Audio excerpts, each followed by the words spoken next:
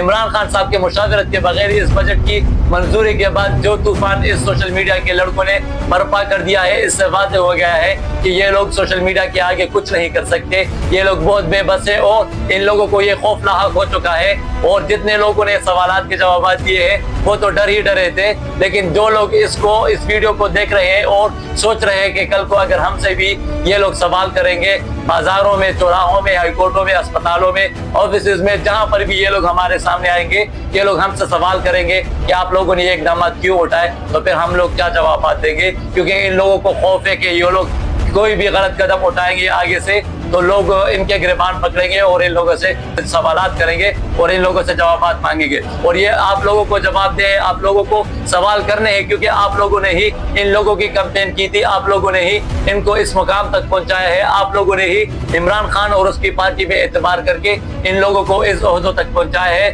تو لازماً ان لوگوں پہ لازم ہے کہ یہ لوگ آپ کے بارے میں جو کام کرے اس کے جوابات بھی دے اور اس کی صفائیاں بھی یہ آپ لوگوں کو پیش کرے. ضروری یہ نہیں کہ ان لوگوں نے سوال کیا ہے، بلکہ ضروری اور اہم چیز یہ ہے کہ جس طرح اس کارکنان نے، بلکہ عام کارکنان نے ایک رکن قومی اسمبلی سے، بلکہ اپنے ہی پارٹی کے ایک نمائندے سے، اپنی پارٹی کے ایک عہدیدار سے یہ سوال کیا ہے، یہ دیکھنے کا قابل تھا اور یہ ناقابل یقین تھا. کیونکہ آج تک ہم نے کسی بھی عام شخصیت کو اس طرح سے رکن پارلیمنٹ سے سوال کرتے نہیں دیکھا.